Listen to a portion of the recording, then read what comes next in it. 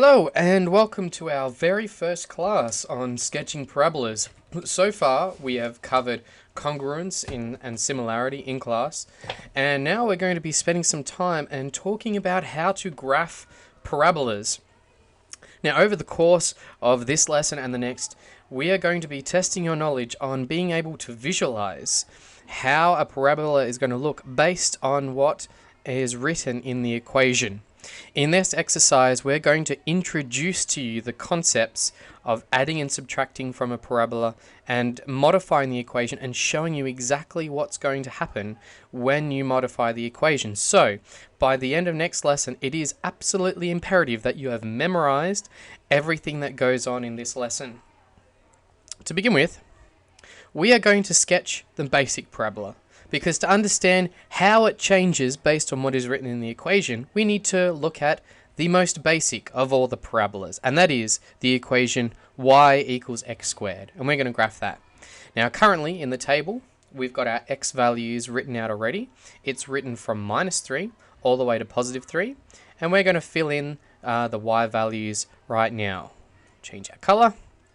Okay, now the first thing we need to remember is squaring negative values. Now, some people had trouble with this in the last chapter when we had a look at the quadratic equation, but we need to refresh our memory. On your calculator, if you do -3 squared, you need to remember to put brackets around the negative number. Otherwise, it'll give you an incorrect answer. You need to make sure that when you square a negative number, it gives you a positive answer, because -3 squared is the equivalent of -3 times -3.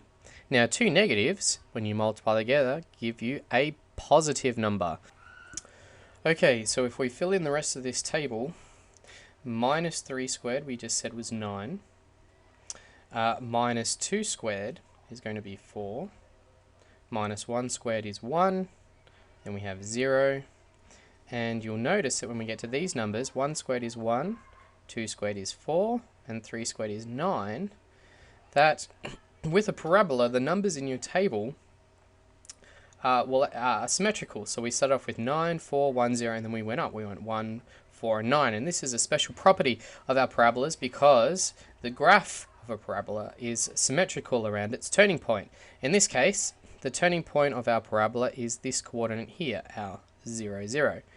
And so you'll notice that the numbers around it are symmetrical. So let's graph these and see what it looks like. First thing we need to do is put a scale on our x and y axis. So this will be -2, and this will be -4, and then this will be 2, and then this one will be 4.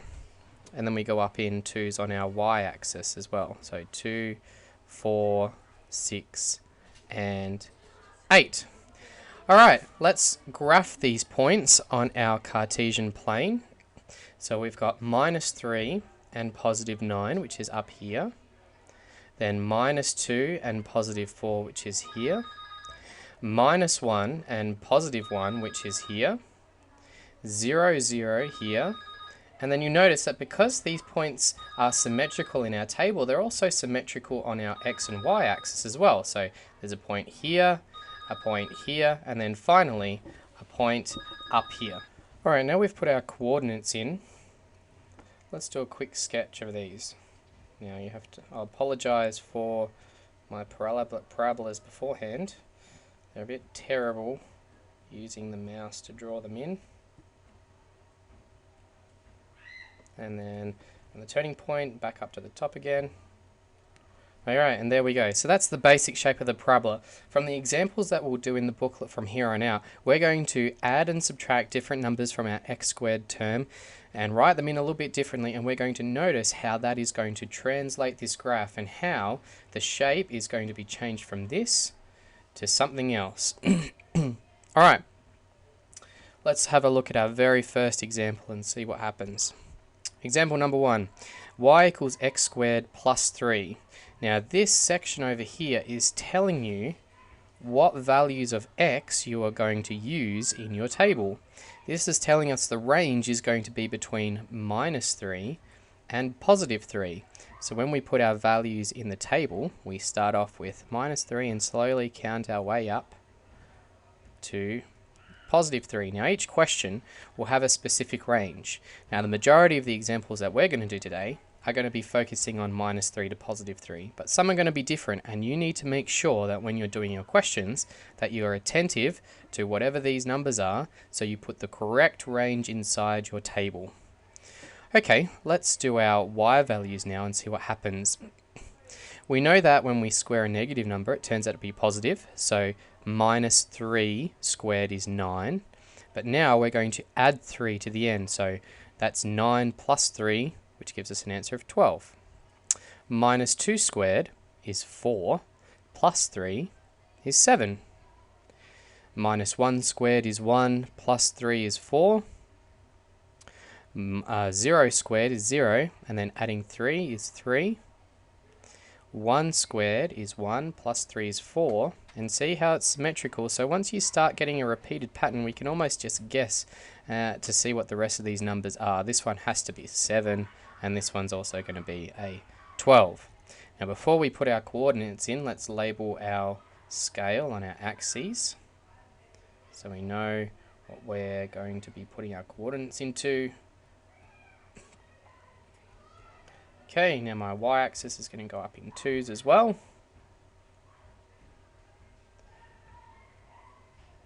Alright, now let's plot our coordinates. So we've got minus 3 and 12, which is up here. Minus 2 and 7, which is here. Minus 1 and 4. 0 and 3. And then these points are the same on the other side. And 12. Wonderful. Alright, let's sketch it in. So starting from the top, going down, the turning point, and going back up the top. Alright, so let's have a look at our basic parabola. It was y equals x squared. So the difference between this and example number 1 is that we added 3 to the end. And notice what it's done to our parabola. It used to be sitting down here. The turning point was at the origin, but now it's moved up 3 units.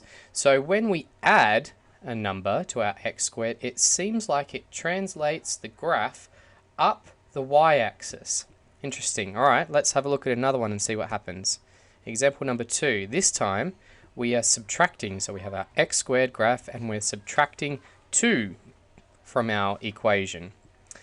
Now here's our range again. It's the same as last time. We're going from minus 3 to positive 3. So we'll put those numbers into our table, starting at minus 3 and then counting our way up to positive 3.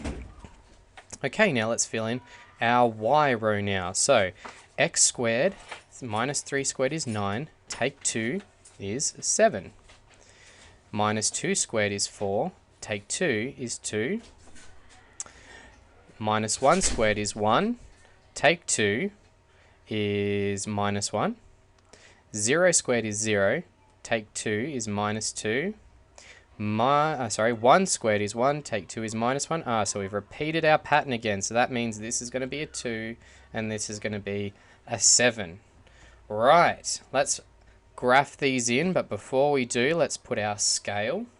So this is going to be minus 2, minus 4, same as the last one, 2, 4, and again up in 2s here, and 6.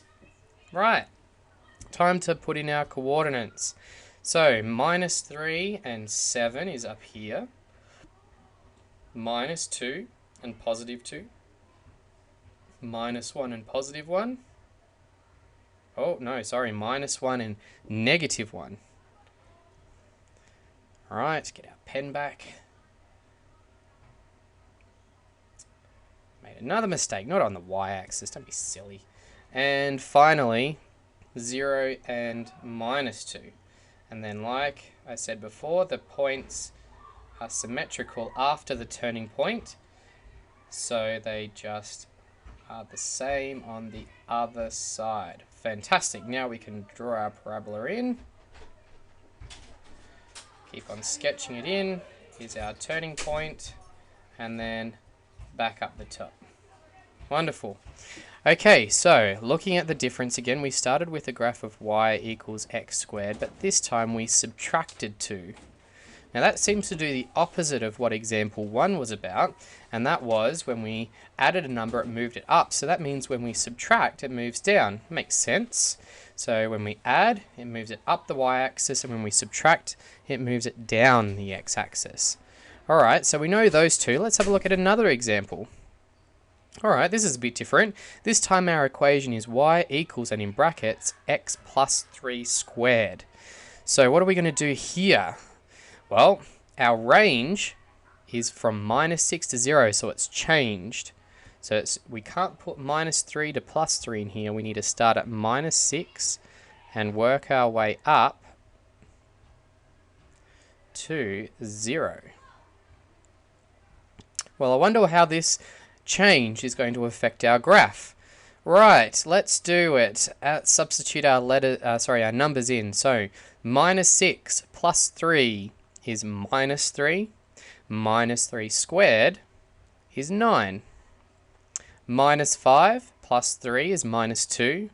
-2 squared is 4. -4 plus 3 is -1. -1 squared is 1.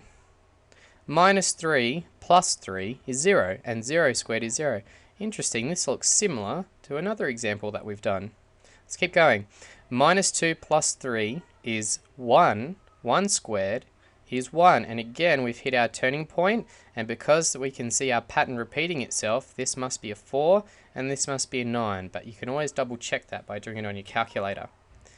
Now, before we put these coordinates in, we better put a scale. So -2, -4, and -6. And it will go up in 2's here as well. 4, 6, and 8. Okay, time to put our coordinates in.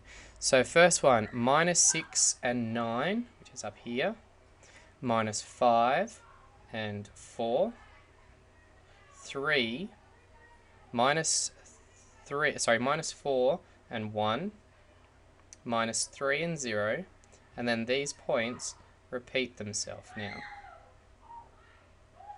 Interesting. Now you'll notice that these coordinates on the y-axis at least are the same numbers that we got when we did our x squared graph. The difference being is that the graph has now moved to the left. So when we have an equation with the x in brackets and we add, it seems like when we add the numbers, it moves it to the left. I wonder if we subtract the numbers, whether it moves across to the right. Let's go to our next example. Y equals -x squared. Now this is different from example number 3. This minus, we're not subtracting a number in brackets like we had here. The minus sign is in front of the x squared.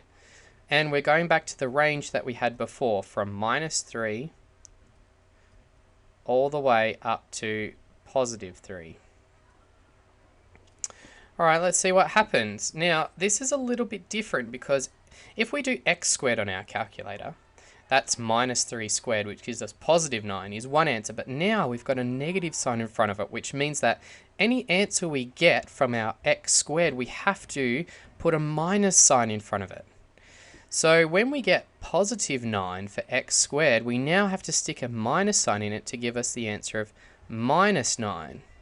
So that means it's going to be the reverse of all the answers that we had for positive x squared. So this one's going to be -4, this one will be -1, and 0, and then the same again, -1, -4, and -9.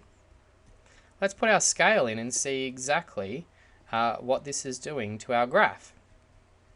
So here's 2 and 4, and again, we'll go down in 2's, 4, 6, and 8.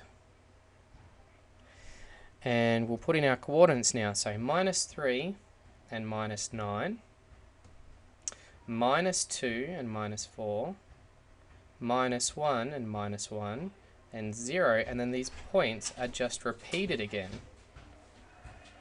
Okay, so again we've learned something new. It seems now that if you were to put a minus sign in front of your equation, that seems to flip our parabola upside down.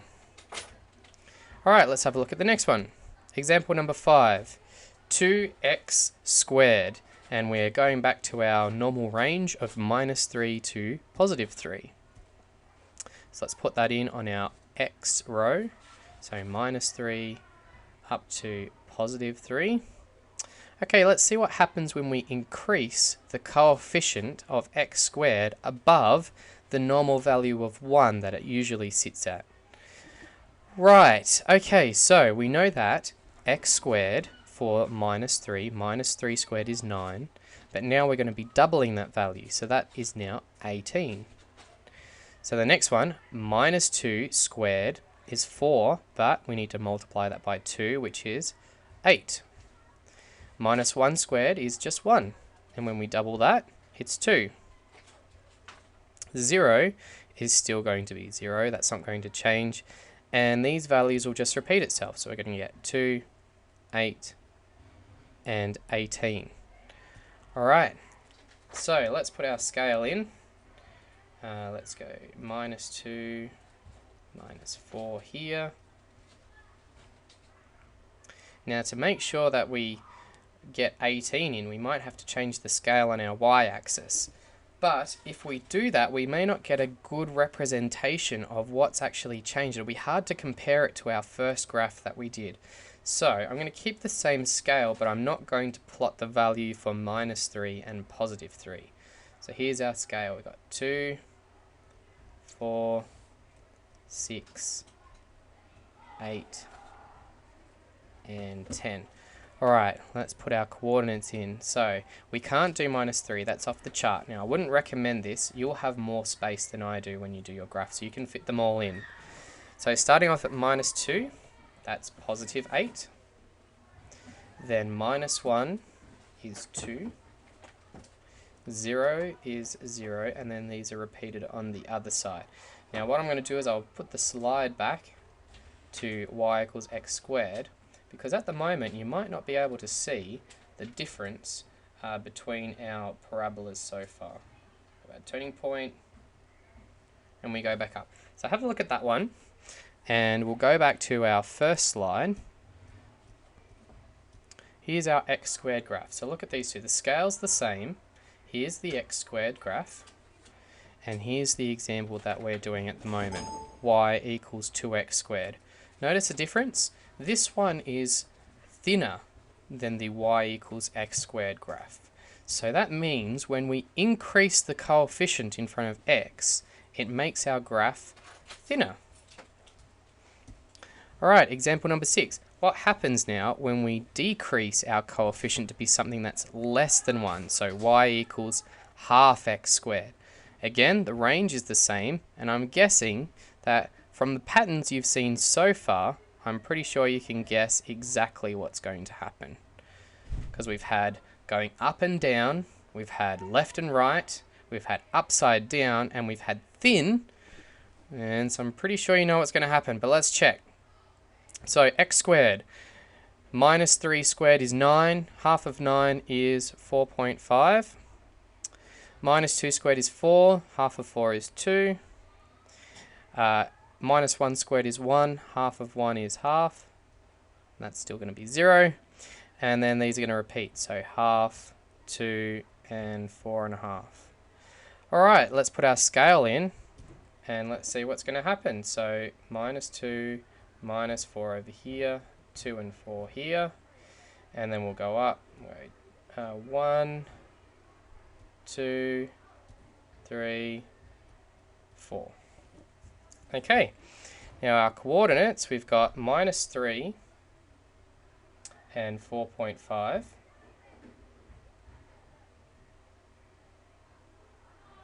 Just here. Minus 2 and positive 2. Minus 1 and a half. 0, 0, and then repeated. Now I've changed the scale on the y-axis, which I shouldn't have done because it's going to look fairly similar to the y equals x squared. And that's simply because I've changed the scale on the y-axis and it's going to look fairly similar.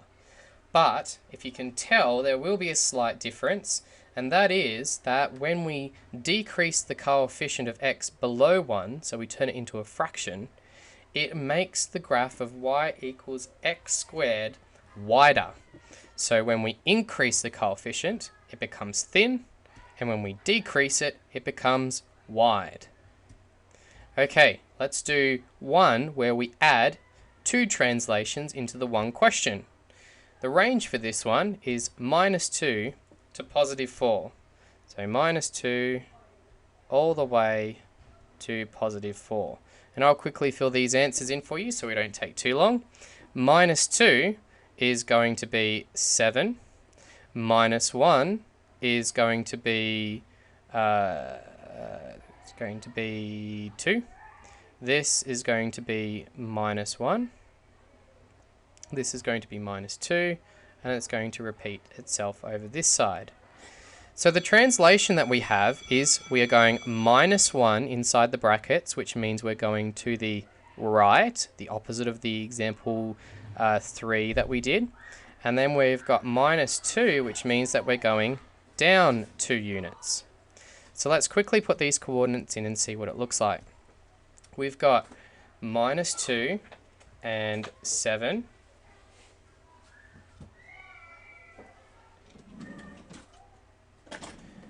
We've got -1 and 2, 0 and -1, 1 and -2, and then those points repeat itself on the other side. So we can ask questions that not only ask you to do one translation, but maybe two translations. Now the skills that you need to pick up from this one exercise is to make sure that you are able to understand and recognize when a change is made in the parabolic equation, what that's going to do to the graph. Is it going to move it to the left or right, up or down, make it wider or thinner, or maybe even flip it on its head? Understanding that is going to be crucial to the next couple of exercises, so I'd encourage that you spend some time and start memorizing those after you finish watching this video. Now we've got one more example to go, but I'll let you guys do that one for yourself, and you can always double check your answers when you get back to class. Anyway, I hope you guys have fun, and I'll see you in class tomorrow.